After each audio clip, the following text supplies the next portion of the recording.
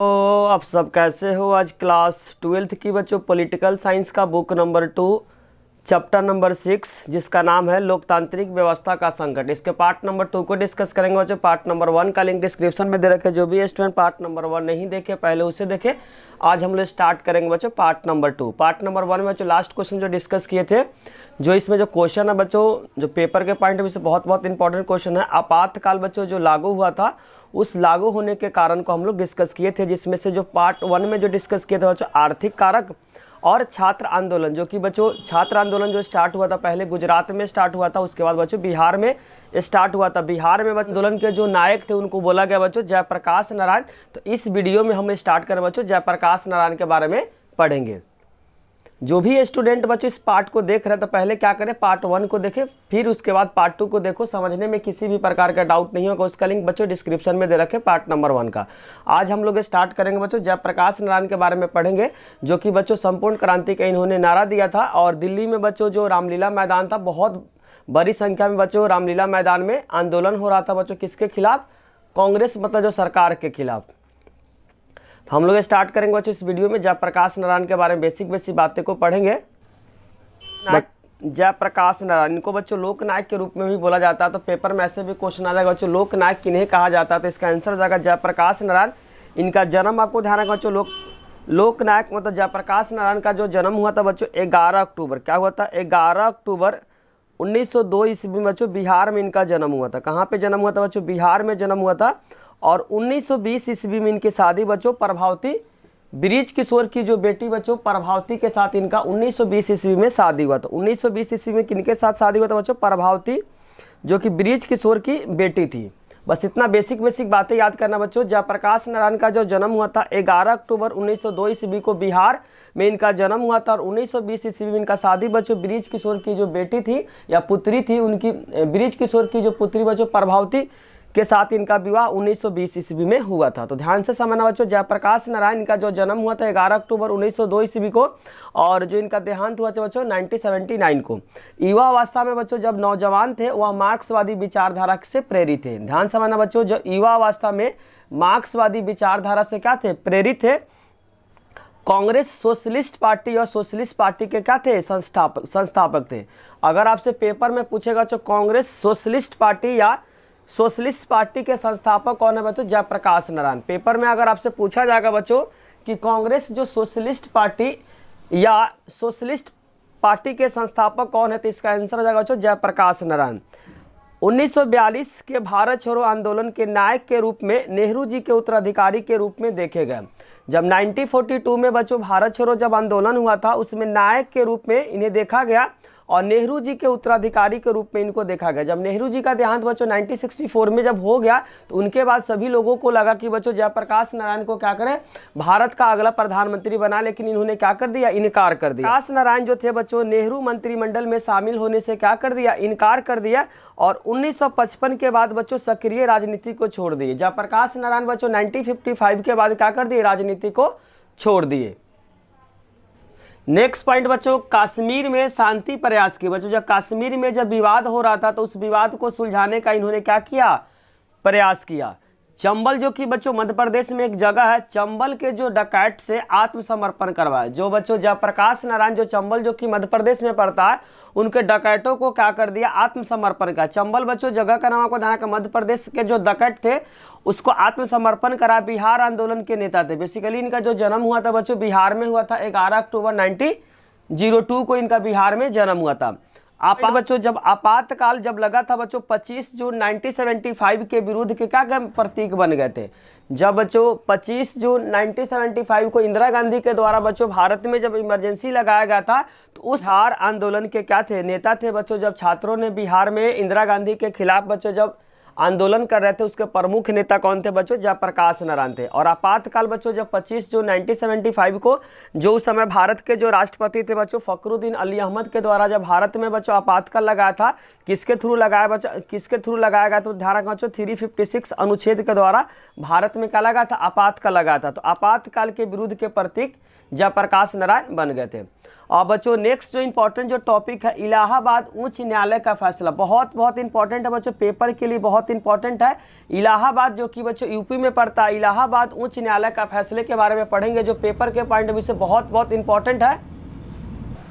बच्चों आंसर को आपको क्या करना, ध्यान से समझना। इलाहाबाद उच्च न्यायालय के जो न्यायाधीश का नाम आपको ध्यान रखना जगमोहन लाल सिन्हा है। एमसीक्यू के लिए बहुत इंपॉर्टेंट है बच्चों, पूछेगा 1975 के समय बच्चों इलाहाबाद के जो जज थे, जज को बोलते हैं बच्चों हिंदी में न्यायाधीश कौन थे, तो इनका नाम आपको ध्यान रखना जगमोहन लाल सिन्हा ने एक फैसला कब सुनाया था बच्चों, 12 जून 1975 को एक फैसला सुनाया था। 12 जून बच्चों 1975 को इलाहाबाद के जो जज थे जिनका नाम आपको ध्यान रखना जगमोहन लाल सिन्हा ने एक फैसला सुनाया बच्चों। कब, 12 जून 1975 को एक फैसला सुनाया, किसके खिलाफ बच्चों, इंदिरा गांधी के खिलाफ। फैसला को आपको ध्यान से समझना है। फैसला यह था कि बच्चों इंदिरा गांधी का जो निर्वाचन जो था वो लोकसभा के लिए जज थे, क्या फैसला सुनाए थे 12 जून 1975 को, क्या सुनाए थे, फैसला को ध्यान से सुनना है।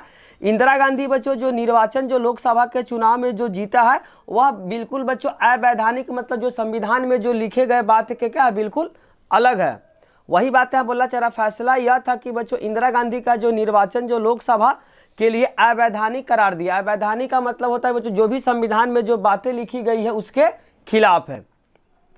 और ये बच्चों यह हुआ किस तरीके का था, थोड़ा कहानी को आप समझ ले। बेसिकली क्या होता है बच्चों, इंदिरा गांधी, यूपी का एक जगह है रायबरेली, क्या था बच्चों, रायबरेली से बच्चों क्या हुआ था, इंदिरा गांधी चुनाव लड़ी थी लोकसभा का, लेकिन उसके बच्चों एक समाजवादी जो नेता का नाम आपको ध्यान रखना। इलाहाबाद उच्च न्यायालय का जो फैसला का बेसिक बातें आपको समझा देते हैं बच्चों, ताकि आपको समझने में किसी भी प्रकार का डाउट नहीं होगा। जब बच्चों लोकसभा का जब चुनाव हुआ था तो इंदिरा गांधी क्या थी बच्चों, यूपी का एक जगह है रायबरेली से इंदिरा गांधी खड़ी थी, शॉर्ट में लिख देता बच्चों, इंदिरा गांधी खड़ी थी किसके तरफ से, कांग्रेस के तरफ से। वहीं पे बच्चों रायबरेली से है एक समाजवादी पार्टी जिनका नाम आपको, समाजवादी नेता जिनका नाम था राजनारायण, क्या था बच्चों, राजनारायण, शॉर्ट में लिख देते राजनारायण। उसके बाद बच्चों जब लोकसभा का जब चुनाव हुआ इसमें बच्चों इंदिरा गांधी वहां से जीत गई, कहां से बच्चों, रायबरेली से जीतने के बाद क्या बच्चों लगभग 1 लाख से ज्यादा इनको वोट मिला था। इसके रिस्पेक्ट बच्चों इनको जो वोट मिला था 1 लाख से ज्यादा बहुमत से जीत थी। इनके रिस्पेक्ट में जो इंदिरा गांधी के जो वोट मिला था बच्चों 1 लाख से अधिक वोट से इंदिरा गांधी वहां पे जीती थी। कहां पे बच्चों, रायबरेली जो कि यूपी में पड़ता है। उसके बाद बच्चों जो राजनारायण जो समाजवादी दल के नेता थे वह क्या कर दिए, इलाहाबाद जो हाई कोर्ट में क्या कर दिए, एक याचिका दर्ज किसके खिलाफ बच्चों, इंदिरा गांधी के खिलाफ एक याचिका दर्ज कर दिया। याचिका दर्ज में किस लिए याचिका दर्ज करवाए, क्योंकि जो राजनारायण को लग रहा था बच्चों कि इंदिरा गांधी गलत तरीके से क्या किए, लोकसभा का चुनाव रायबरेली से जीती है। और इसमें यह भी बात बताया बच्चों राजनारायण की गलत तरीके से जीती है, जितना बच्चों संविधान के द्वारा जो पैसा निर्वाचन के दौरान जो निश्चित किया गया उससे ज़्यादा क्या किया, खर्च किया। उसके बाद जो बच्चों जो कर्मचारी का इन्होंने हेल्प लिया, उसके बाद कंबल बंटवाए, बहुत सारे कारण बताए, मुझे क्या क्या गड़बड़ी बताए, जिसके कारण से बच्चों वहाँ पे याचिका दर्ज में आपको ध्यान रखना किन किन कारण को गलत बता। पहला गलत बता बच्चों सरकारी कर्मचारी का इंदिरा गांधी क्या लिया था, इंदिरा गांधी। तीसरा बच्चों कंबल बांटे थे गरीबों में। उसके बाद चौथा रीजन बता, कंबल के साथ साथ बच्चों शराब भी बांटे थे, ये भी बात आप बता सकते हैं। उसके बाद बच्चों आपको ध्यान रखना इनमें बच्चों गड़बड़ी पाया गया। जो समाजवादी जो दल के जो नेता थे बच्चों जिनका नाम आपको बार बार रिपीट करे, जिनका नाम था राजनारायण, ये भी अपील किए कि जो मशीनी में क्या कि गड़बड़ तरीके से बच्चों जो इंदिरा गांधी वहां से जीती है। उसके बाद यह याचिका दर्ज कर दी बच्चों कहां पे, वहां पे इलाहाबाद के हाई कोर्ट में दर्ज कर दिया। उसके बाद इलाहाबाद जब हाई कोर्ट में जब दर्ज किया तो बच्चों बेसिकली इंदिरा गांधी के अगेंस्ट यहाँ पे क्या हुआ, अपील आया। 12 जून 1975 ईस्वी को बच्चों इलाहाबाद का जो जज था जगमोहन लाल सिन्हा, इन्होंने क्या किया, इंदिरा गांधी के खिलाफ वहां पे सुनवाई की। इंदिरा गांधी के बच्चों फेवर में फैसला नहीं आया, इंदिरा गांधी के जस्ट अगेंस्ट फैसला आया। जो भी बच्चों राजनारायण ने जो अगेंस्ट बताए थे, जो भी गलत बताए थे, सब कुछ क्या हो गया, प्रूफ हो गया। और उसके बाद बच्चों जो फैसला आया वो इंदिरा गांधी के अगेंस्ट आ गया। अब ध्यान से समझना, यह फैसला बच्चों समाजवादी नेता राजनारायण द्वारा चुनाव याचिका में लिया गया। यह जो फैसला हुआ बच्चों किसके फेवर में आ गया, यह फेवर हो गया बच्चों जो समाजवादी दल के जो नेता थे राजनारायण के फेवर में।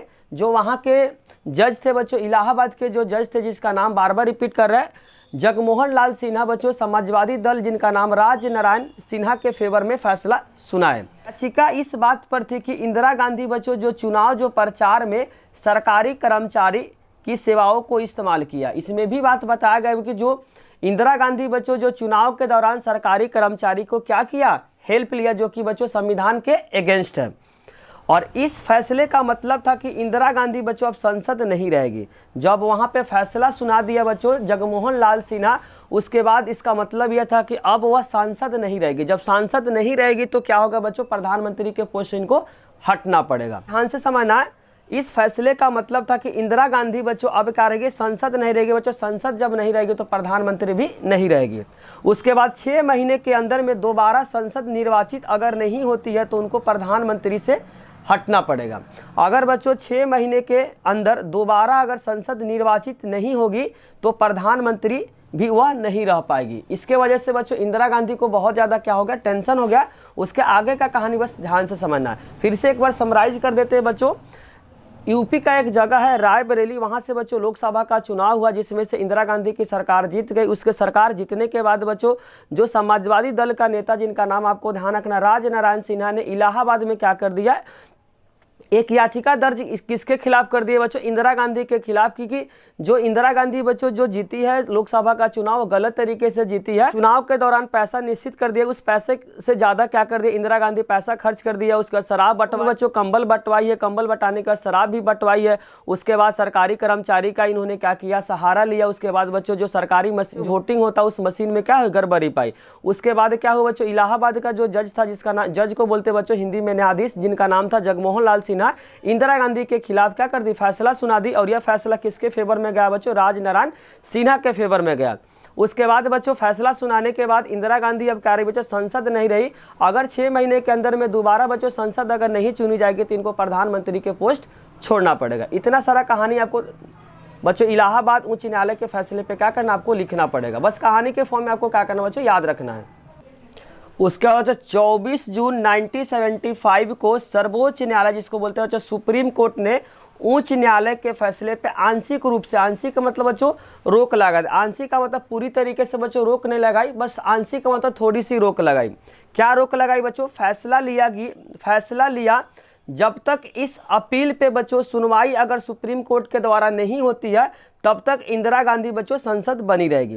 क्योंकि बच्चों जब इलाहाबाद का जब क्या हुआ, अपील जब हो गया, जब फैसला सुना दिया, उसके बाद क्या कर दिया इंदिरा गांधी ने बच्चों जो हाईकोर्ट का जो अपील था उसके अगेंस्ट क्या कर दिया, सुप्रीम कोर्ट में याचिका दर्ज किया।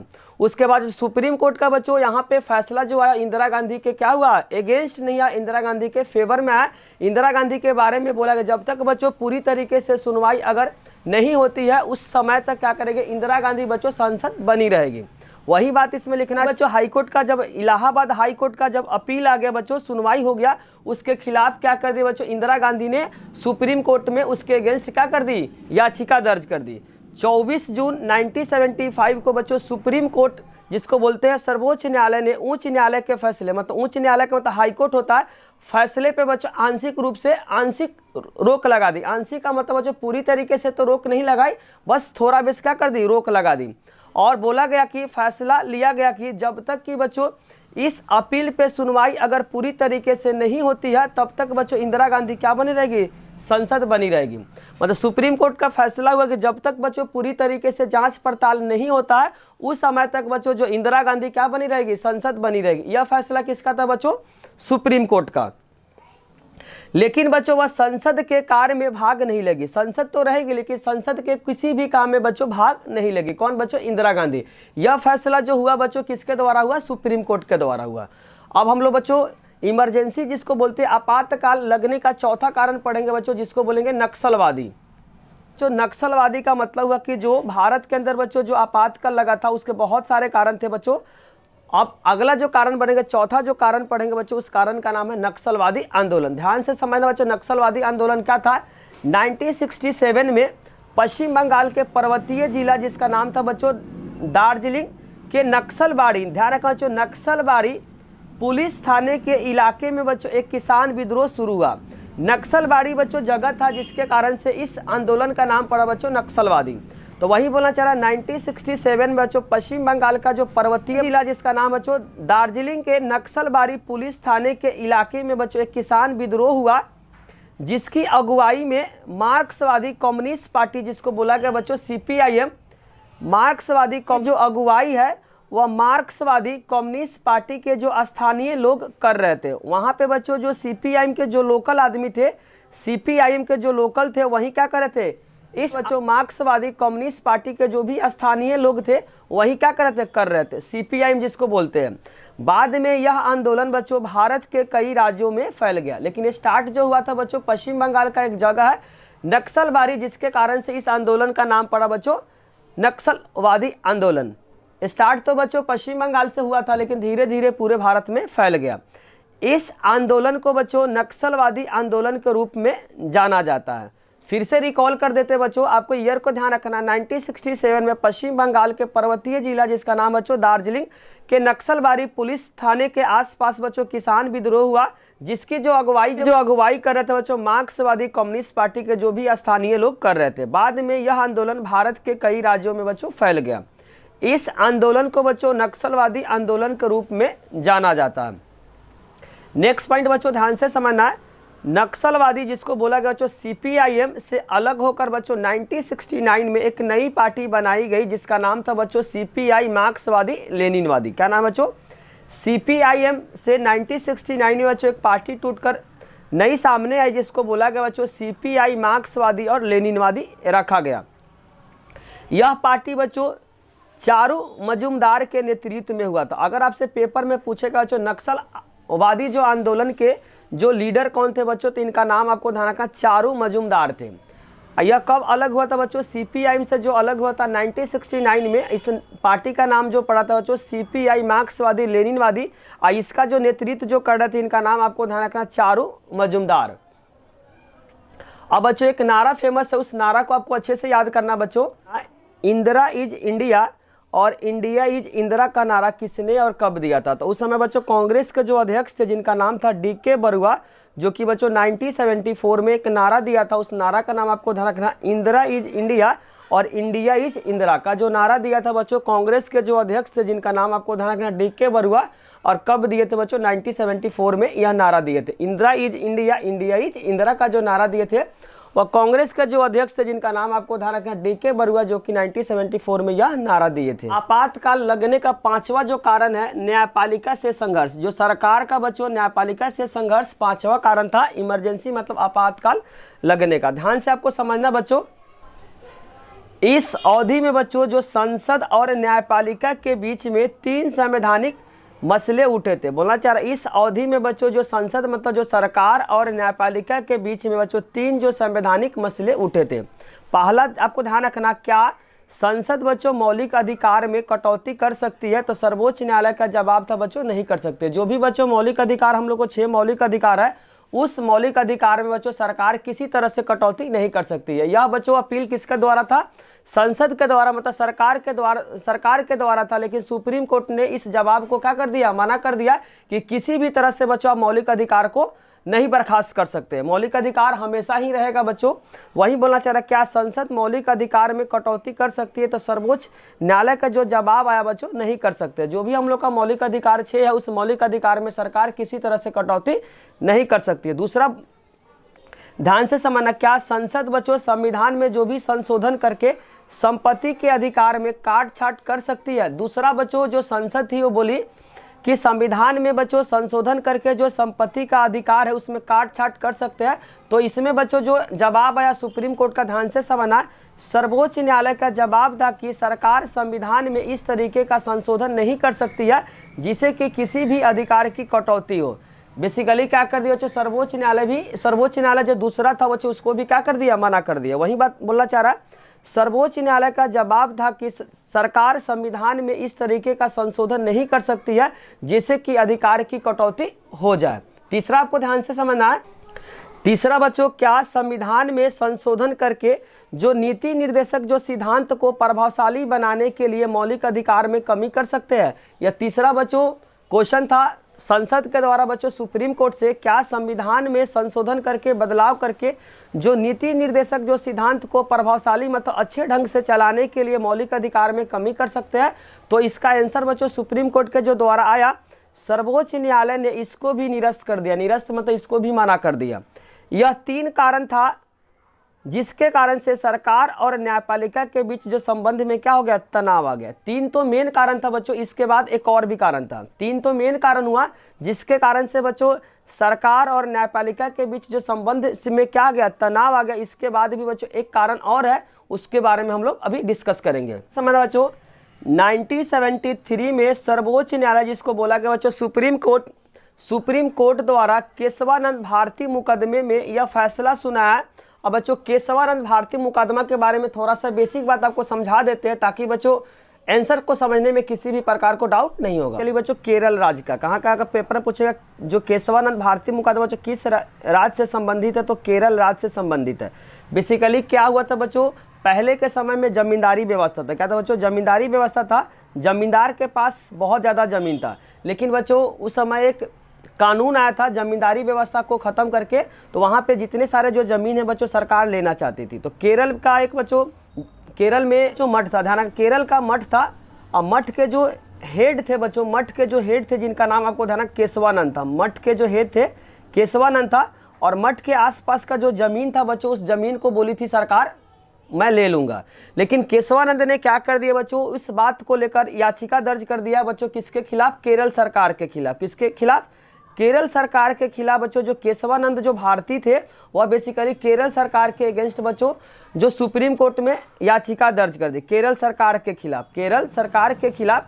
क्योंकि बच्चों केरल सरकार बोली थी कि जो बेसिकली आसपास का जो ज़मीन है बच्चों, मठ के आसपास का जो ज़मीन है वो केरल सरकार ले लेगी। जिसके कारण बच्चों केशवानंद ने क्या कर दिया, सुप्रीम कोर्ट में एक याचिका दर्ज कर दिया। याचिका दर्ज करने के बाद क्या हुआ बच्चों, इसमें 13 जज बैठे थे। कितने जज बैठे थे बच्चों, 13 जज इसमें बैठे थे, जिसमें से बच्चों जो 7 जो जज थे बच्चों वो केरल सरकार के फेवर में था। ध्यान रखना बच्चों, 7 जो जज थे बच्चों केरल सरकार के फेवर में थे, केरल सरकार के फेवर में थे। जबकि बच्चों जो 6 थे वह केशवानंद के फेवर में थे।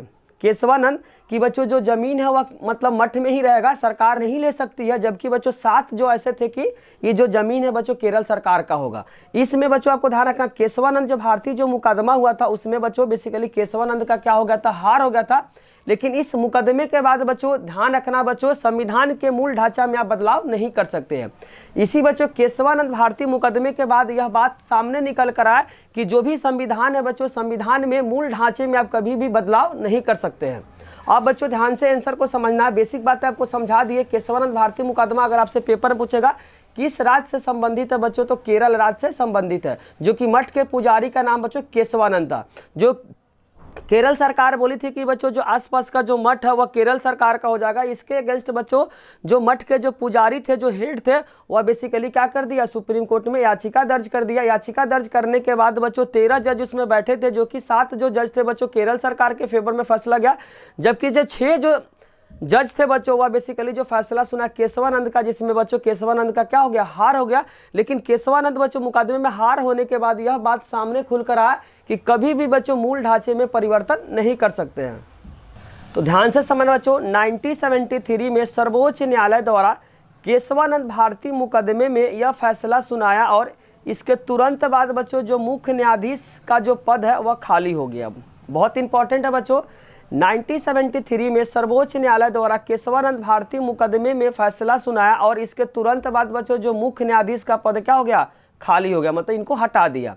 अब मुख्य न्यायाधीश बनने के लिए बच्चों 3 वरिष्ठ का मतलब बहुत ज़्यादा एक्सपीरियंस न्यायाधीश थे, लेकिन सरकार ने इसको क्या कर दिया, अनदेखा कर दिया।